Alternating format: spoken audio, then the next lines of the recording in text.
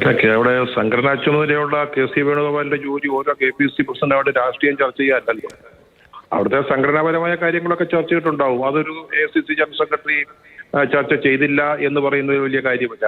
അത് മാത്രമല്ല, ഓരോ സംസ്ഥാനത്തേക്ക് ഓരോ എ.ഐ.സി.സി. ജനറൽ സെക്രട്ടറിമാർ ചുമതല ഏൽപ്പിച്ചിട്ടുണ്ട്. അവരാണ് ഹൈക്കമാൻഡ്. അങ്ങനെയല്ല, കേരളത്തിലെ കോൺഗ്രസിന്റെ സംഘടനാ സംവിധാനത്തിന്റെ തലപ്പത്തിരിക്കുന്നയാൾ കെ.പി.സി.സി. അധ്യക്ഷനാണ്. കെ.പി.സി.സി. അധ്യക്ഷമായ എ.ഐ.സി.സിയുടെ സംഘടനാകാര്യ ജനറൽ സെക്രട്ടറി രാഷ്ട്രീയം ചർച്ച ചെയ്തില്ല എന്ന് പറഞ്ഞാൽ അതൊരു വലിയ കാര്യമല്ല എന്ന് അങ്ങ് പറയുന്നത് ഒന്ന് വിശദമാക്കി തരാമോ? അല്ലാതെ മാധുവാണ് ഈ സംസാരിക്കുന്നേ? ഞാനാണ്. മാധു അങ്ങനെ അല്ലാന്ന് എന്നോട് പറയാമോ? അത്രയ്ക്ക് എനിക്കൊരു സംശയമുണ്ട്. മാധു ഒരിക്കലും വളരെ കുറവ് കാണിച്ചു. ഞാൻ പറഞ്ഞില്ലല്ലോ അങ്ങനെ അല്ല എന്ന്. നമ്മളൊരു ഞാൻ ചോദിച്ചത് അങ്ങനെയല്ല എന്നാണ്. അങ്ങ് പറഞ്ഞത് അങ്ങനെയല്ല എന്ന് പറയാൻ ഞാൻ ആളല്ല ശ്രീ സണ്ണിക്കുട്ടി എബ്രഹാം. ഞാൻ ചോദിച്ചത് അങ്ങനെയല്ല.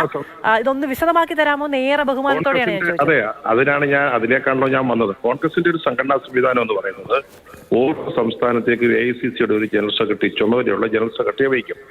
ആ വ്യക്തിയാണ് ഹൈക്കമാൻഡുമായും ആ സംസ്ഥാനത്തെ പാർട്ടിയുമായിട്ടുള്ള ബന്ധം അല്ലെങ്കിൽ അതിന്റെ പാലം എന്ന് പറയുന്നത് അവരാണ്. ഇവിടെ കെ.സി. വേണുഗോപാലിന് ചെയ്യാവുന്ന ഒരു കാര്യം, അതായത് അദ്ദേഹം കേരളത്തിൽ നിന്നുള്ള ആളായതുകൊണ്ട് മാത്രം വേണമെങ്കിൽ കെ. സുധാകരനുമായിട്ട് സംസാരിക്കാം, രാഷ്ട്രീയം പറയാം, അല്ലെങ്കിൽ സംഘടനാ കാര്യങ്ങളൊക്കെ ചർച്ച ചെയ്യാം. പക്ഷേ അപ്പോഴും സംഘടനാ ചുമതലയുള്ള എ.ഐ.സി.സി. ജനറൽ സെക്രട്ടറി എന്തിന് സംസ്ഥാന പാർട്ടിയുടെ കാര്യങ്ങളിൽ ഇടപെടും എന്നുള്ളൊരു ചോദ്യം ഉയരാം. അതുകൊണ്ട് അദ്ദേഹം അക്കാര്യത്തിൽ എന്തെങ്കിലും നിയന്ത്രണം പാലിച്ചിട്ടുണ്ടോ എന്നെനിക്ക് അറിഞ്ഞുകൂടാ. അദ്ദേഹം സംസാരിച്ചിട്ടുണ്ടോ ഇല്ലയോ? ചിലപ്പോൾ ഈ ഒരു നിയന്ത്രണമുണ്ട്. സ്വാഭാവികമാണ്. അദ്ദേഹം നേരത്തെ ഇവിടെ ഒരു ഗ്രൂപ്പിന്റെ ഭാഗമായിട്ട് നിന്ന ആളാണ്. അങ്ങനെയാണ് അദ്ദേഹം ഓരോ പദവികളും നേടിയത്.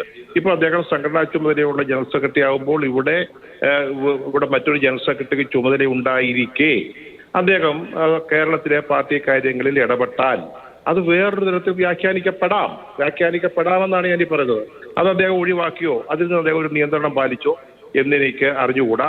ഇവർ തമ്മിലുള്ള ബന്ധം എനിക്കറിഞ്ഞുകൂടാ. എന്താണ് കെ.സി. വേണുഗോപാലും കെ. സുധാകരനുമായിട്ടുള്ള ബന്ധം?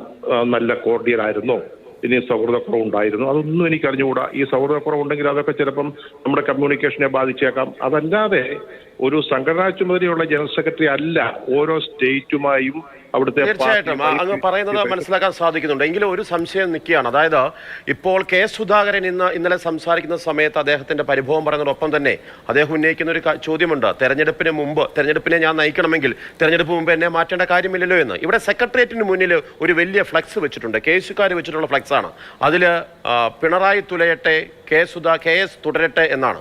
കെ.എസ്. തുടരുമെന്ന് അവർ പറഞ്ഞിട്ടും എല്ലാവരും വിശ്വസിച്ചിട്ടും അതുണ്ടായില്ല. അങ്ങനെ പരസ്യമായിട്ടുള്ളൊരു നിലപാടുകൾ പല നേതാക്കളിൽ നിന്നും വന്നിട്ടുണ്ട്, പല സംഘടനകളിൽ നിന്ന് വന്നിട്ടുണ്ട്. അതുകൊണ്ടാണ് ഒരു ചോദ്യമാണ്, തെരഞ്ഞെടുപ്പ് അടുത്ത് കേസ് മാറിയത് ഗുണം ചെയ്യുമോ ദോഷം ചെയ്യുമോ? തെരഞ്ഞെടുപ്പ് എന്ന് പറയുന്നത് ഒരു വർഷം അകലെയാണ്. നേരത്തെ സംസാരിച്ച ഒരാൾ പറഞ്ഞു അദ്ദേഹത്തിന് വേണമെങ്കിൽ സംസ്ഥാനത്തുടനീളം ഓടി നടന്ന് പിണറായിക്കെതിരെ. ഞാൻ ഈ സുധാകരൻ എനിക്ക് ഏറ്റവും ഇഷ്ടവും ബഹുമാനമുള്ള ഒരു കെ.പി.സി. പ്രസിഡന്റ് ആകട്ടോ. ഞാൻ രാഷ്ട്രീയമാണ് പറയുന്നത്. അപ്പം അദ്ദേഹത്തിന് വേണമെങ്കിൽ സംസാരിക്കാമായിരുന്നു. കേരളം മുഴുവൻ ഓടി നടന്ന് പ്രസംഗിക്കാൻ അദ്ദേഹം ചെയ്തില്ലല്ലോ.